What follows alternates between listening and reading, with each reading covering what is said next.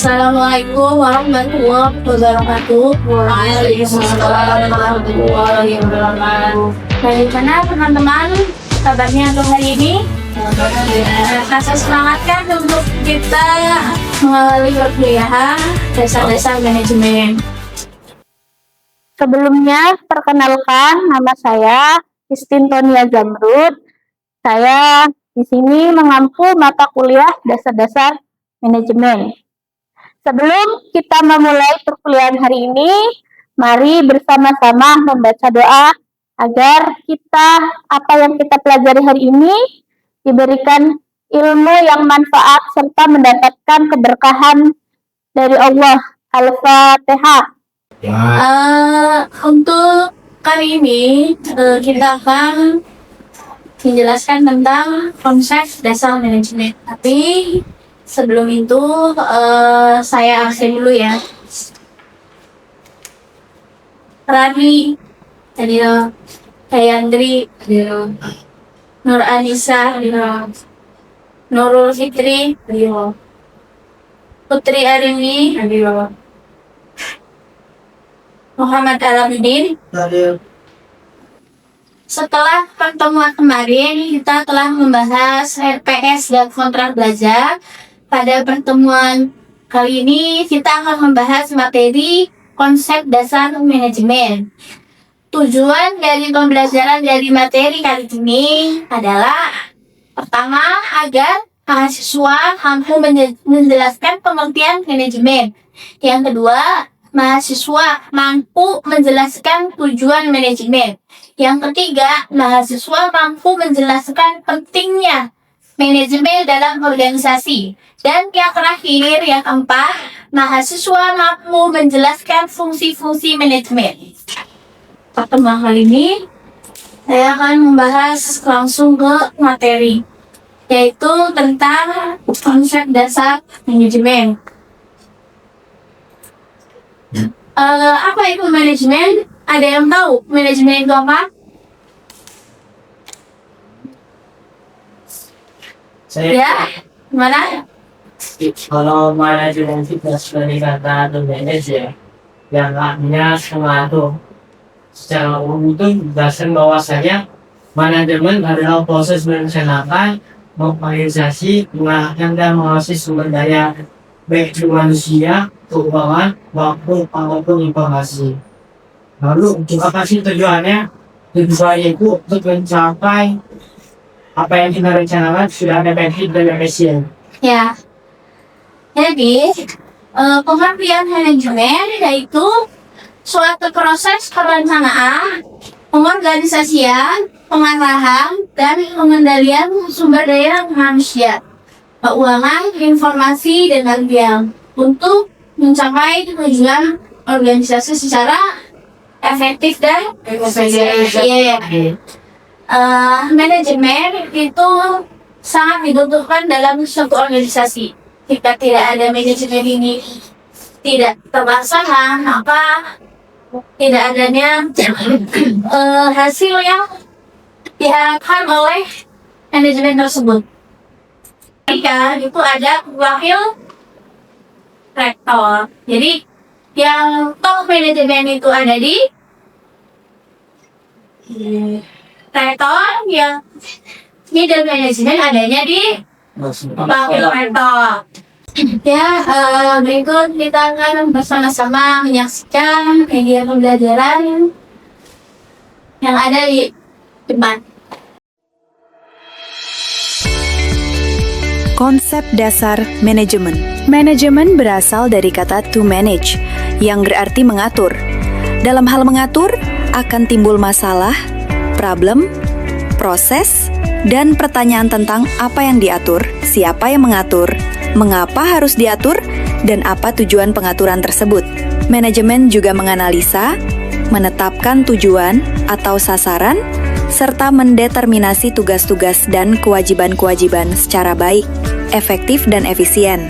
Banyak para pakar manajemen yang mengemukakan pendapat mereka tentang pengertian manajemen. Clayton Reser berpendapat bahwa manajemen ialah pemanfaatan sumber daya fisik dan manusia melalui usaha yang terkoordinasi dan diselesaikan. dengan mengerjakan fungsi perencanaan, pengorganisasian, penyusunan staf, pengarahan, dan pengawasan. Dalam pendapat ini, disadari betul betapa pentingnya peranan sumber daya, resources, yang dimiliki organisasi baik sumber daya manusia, human resources, maupun sumber daya material. Karena pemanfaatan kedua sumber daya tersebut oleh manajer dalam suatu organisasi secara efektif dan efisien akan mengoptimalkan pencapaian tujuan organisasi.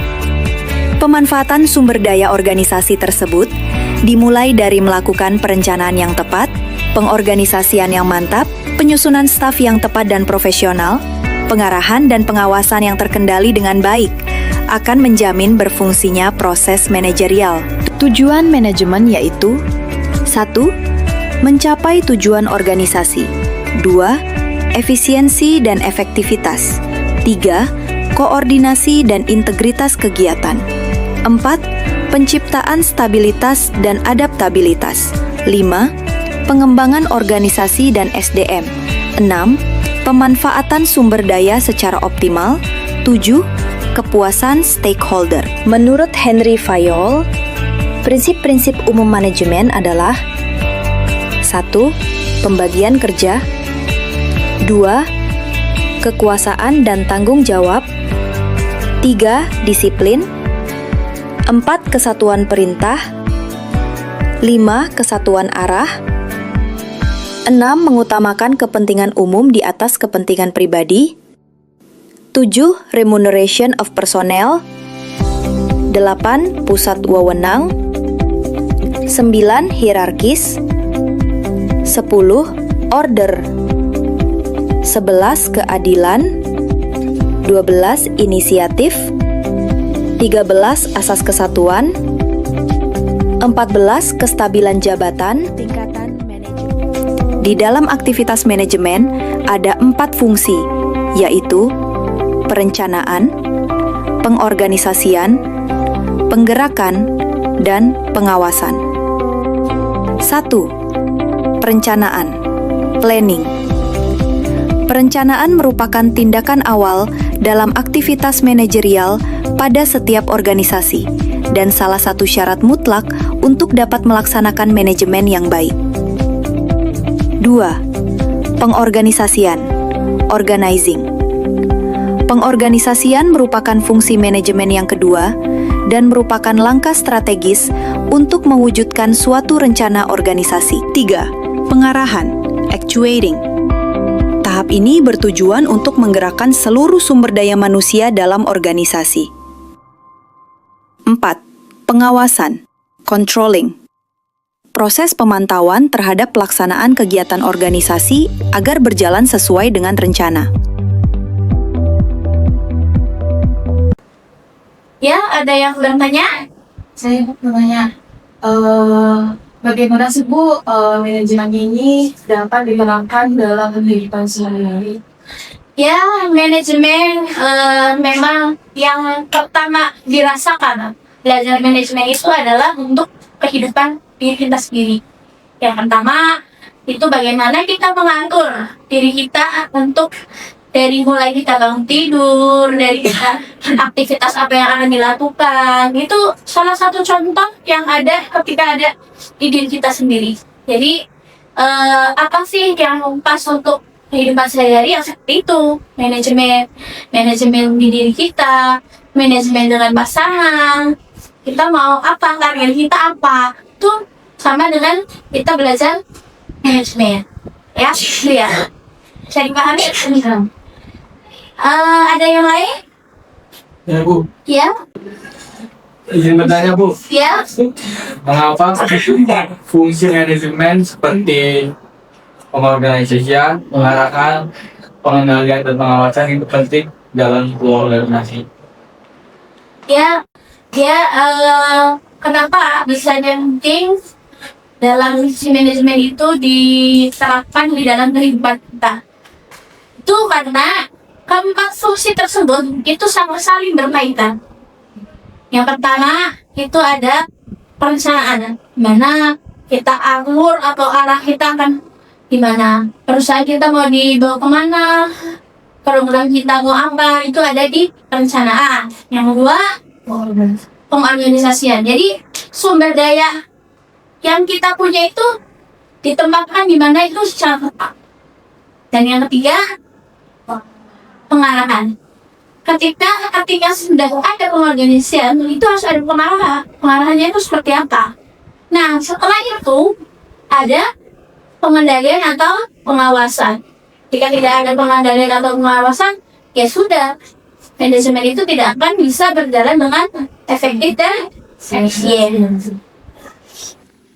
Contoh salah satu kasus yang terjadi di lembaga pendidikan, yaitu ditemukan lembaga pendidikan mengalami penurunan prestasi akademik siswa dan pada 2 tahun terakhir hasil ujian nasionalnya menurun. Tingkat kehadiran siswa berkurang dan kepuasan orang tua terhadap kualitas pembelajaran rendah. Dari data tersebut ditemukanlah permasalahan, yaitu prestasi siswa menurun, kehadiran rendah, dan kepuasan orang tua berkurang. Karena kurangnya perencanaan pembagian tugas tidak jelas, arahan kepala sekolah lemah, dan tidak ada evaluasi tim.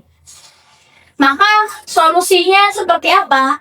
Solusi yang dilakukan yaitu pertama, menyusun rencana kerja sekolah. Yang kedua, membagi tugas guru dengan jelas. Yang ketiga, meningkatkan kepemimpinan kepala sekolah dan menerapkan evaluasi berkala.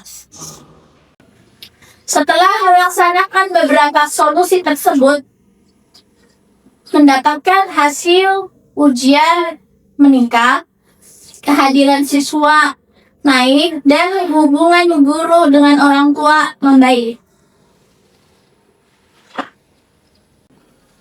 Manajemen dan moderasi beragama yaitu saling terkait untuk menciptakan lingkungan yang damai, toleran, dan berkeadilan.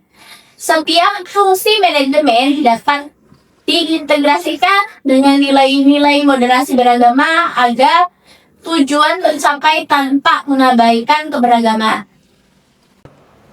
Kesimpulan yang kita dapat dari pelajaran hari ini yaitu manajemen adalah elemen penting dalam organisasi. Fungsi dan prinsip manajemen harus diterapkan secara konsisten. Manajemen efektif mendukung pencapaian tujuan dan pertumbuhan. Nah, teman-teman, untuk pertemuan yang selanjutnya itu kita akan membahas tentang sejarah-sejarah manajemen. Nanti di pertemuan yang ketiga kita akan bikin tugas makalah, teman-teman ya. Nanti teman-teman kita akan bareng-bareng berdiskusi bagaimana tentang manajemen yang lainnya, tentang teori-teori manajemen dan lain sebagainya. Mungkin cukup dari Ibu perkuliahan hari ini. Kita tutup dengan membaca hamdalah. Alhamdulillah. Semoga apa yang kita dapat hari ini bisa dimanfaatkan untuk kehidupan kita. Kurang dan lebihnya Ibu mohon maaf. Wassalamualaikum warahmatullahi wabarakatuh.